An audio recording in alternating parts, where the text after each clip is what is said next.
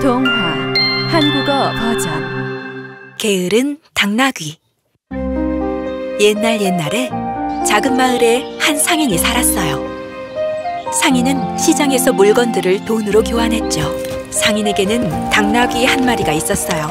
상인은 물건이 든 자루를 당나귀 등에 싣고 시장으로 가져갔답니다. 상인은 당나귀를 정성껏 잘 돌보았어요. 상인은 장사를 하기 위해서 당나귀가 중요하다는 걸 알았어요. 당나귀는 청결하고 건강하게 관리되었죠. 당나귀에게는 좋은 먹이가 주어졌어요. 당나귀는 젊고 튼튼했어요. 등에 자루를 많이 싣고 시장으로 걸어갈 수 있었죠. 하지만 동시에 매우 게으르기도 했답니다. 당나귀는 결코 일하고 싶어 하지 않았어요. 그냥 앉아서 먹고 자기를 원했죠. 다시 시장으로. 주인님은 언젠가는 하루쯤은 쉬셔야 할 텐데 나는 쉬는 날이 좋아. 아마도 주인님에게는 휴식이 필요 없으시겠지만 난 필요하다고. 하지만 상인이 하루라도 쉴 수 없다는 것을 당나귀는 이해하지 못했어요. 상인이 시장에 가지 않으면 돈을 벌지 못하겠죠. 그러면 음식이 없을 테고 당나귀가 먹을 것도 없겠죠. 시장의 수요에 따라 상인은 매일 다른 것들을 팔곤 했어요. 콩, 곡물, 채소, 향신료, 그리고 과일까지 팔았어요. 상인은 매일 당나귀를 집에서부터 걷게 했어요. 시장에 가는 날마다 강을 건너야 했죠.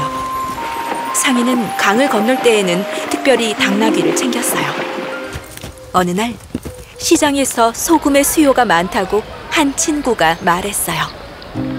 아하! 조언해줘서 고마워, 친구. 어서 소금을 팔기 시작해야겠군. 곧바로 상인은 소금을 팔기 위해 12자루의 소금을 마련했어요. 자루를 6개 가져와 당나귀 등에 싣기 시작했죠. 상인은 자루가 점점 무거워지고 있다는 사실을 깨달았어요. 당나귀는 걸을 수가 없었죠. 불쌍한 녀석. 녀석이 짊어지기에는 너무 무거워지고 있나 보구나. 한 자루 덜어야겠다. 이 정도면 충분할 거야. 당나귀를 힘들게 하고 싶지 않았기에 상인은 등에서 자루를 하나 들어 올렸어요. 하지만 여전히 당나귀는 걸을 준비가 되어 있지 않았어요. 상인은 당나귀를 잘 보살폈지만 당나귀가 게으르다는 것도 알고 있었죠. 상인은 막대기를 하나 꺼내어 당나귀를 푹 찔렀어요.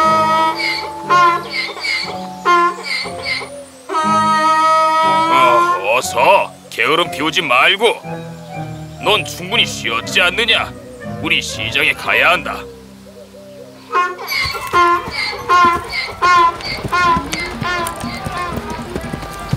그날 상인은 시장에서 소금자루를 모두 팔았어요. 내 친구 말이 옳았어. 소금의 수요가 지금 늘어나고 있구나. 그러고는 상인은 매일매일 소금을 팔기 시작했어요. 상인은 자루에 소금을 채워 당나귀 등에 실었지요.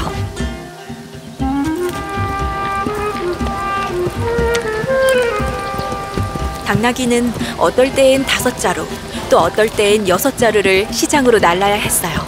행복하진 않았지만 당나귀는 집으로 돌아올 때면 항상 안도감이 들었어요. 상인이 소금자루를 모두 팔았기 때문에 씻고 돌아올 짐이 없었거든요. 며칠이 흘렀어요. 어느 날 상인이 소금 6자루를 싣고 시장으로 떠났어요. 강에 도착했을 때 상인은 물의 높이가 약간 높아졌다는 것을 알게 되었어요. 오늘은 아주 천천히 걷도록 하자. 미끄러져서 이렇게 솟구치는 물속으로 빠지고 싶지는 않구나. 강을 반쯤 건넜을 때 갑자기 당나귀가 커다란 돌에 미끄러져 쿵 하고 주저앉고 말았어요. 안 돼! 상인은 어떻게든 당나귀를 일으켜 세우고 당나귀가 강을 건너가게 하려고 애를 썼어요. 당나귀는 겁에 질렸고 충격을 받았어요. 하지만 그때 무엇인가 느낌이 왔어요. 댄츄, 자루가 아직 내 등에 있는데 어떻게 이렇게 가벼운 느낌이 들지? 이 강에는 마법의 힘이 있구나. 댄츄, 댄츄. 당나귀가 몰랐던 사실은 바로 강에는 마법이 없다는 것이었어요. 당나귀가 물에 빠졌을 때 물이 자루 안의 소금을 모두 녹인 것이지요. 이것이 바로 당나귀가 등에 짐이 없다고 느낀 이유였어요. 자루에는 이제 소금이 하나도 없었죠. 내 모든 노력이 숲으로 돌아갔구나. 이제 뭘 팔아야 하나. 감사하게도 내 당나귀는 다치지 않았군. 지금은 시장에 가봤자 소용이 없으니 그냥 집으로 가야겠다. 뭐라고? 등에 짐도 없고 할 일도 없구나. 이것이야말로 진짜 마법이군. 텐츄. 일정을 중단한 이후로 당나귀는 하루를 모두 자신을 위해 보냈어요. 하루 종일 먹고 잠을 잤죠. 당나귀는 행복했어요. 다음 날 상인이 다시 소금자루 6개를 당나귀의 등에 실었어요. 그리고 시장을 향해 걷도록 했어요.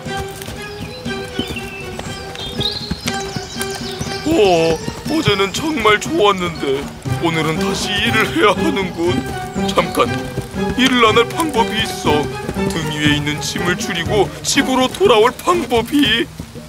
어제처럼 물에는 마법의 힘이 있잖아. 분명히 날 다시 도와줄 거야. 당나귀의 속셈도 모른 채 상인은 시장을 향해 걷기 시작했어요. 강에 다다르자 당나귀가 한 발 앞서 걸었어요. 그리고 상인이 당나귀를 멈춰 세우기도 전에 당나귀는 넘어졌었던 그곳에 주저앉았어요. 뭘 하고 있는 거냐? 이 멍청한 녀석! 일어나! 하지만 너무 늦었어요. 당나귀 등에 있던 소금은 물속으로 또다시 녹아버렸죠. 짐이 없어진 당나귀는 이제 행복했답니다. 됐어. 짐도 없고 할 일도 없구나. 어떻게 이런 일이? 잠깐만. 이 당나귀 녀석이 일부러 물속으로 주저앉은 건가? 정말 게으른 녀석이군. 열심히 돌봐주었더니 나에게 이런 식으로 갚는구나. 집으로 데리고 가자. 이제 뭘 해야 할지 알았어. 당나귀는 일을 안 하는 완벽한 방법을 알아냈다고 생각했어요. 하지만 상인에게는 다른 계획이 있었죠. 다음날 아침, 상인은 당나귀의 등에 자루를 8개 실었어요. 하지만 당나귀는 불평하지 않았답니다. 8자루군. 하지만 어째서 부담스럽게 느껴지지 않는 걸까? 그게 무슨 문제야? 주인님께서 원하시는 만큼 내 등에 싣게 하지 뭐. 어쨌든 난 시장에 가지 않을 거니까. 텐츄. 상인은 조용히 당나귀를 강가로 끌고 갔어요. 여기 마법이 있네. 강을 건너다가 당나귀는 같은 곳에서 또다시 미끄러져 물속에 주저앉았어요. 하지만 오늘은 상인이 당나귀를 끌어올리지 않았죠. 당나귀가 일어나려고 애쓰고 있을 때 갑자기 안 돼, 내 등. 이게 무슨 일이지? 등이 왜 이렇게 무거워? 텐츄. 상인은 똑똑한 남자였어요. 또다시 당나귀가 자신을 속이려 한다는 것을 알았죠.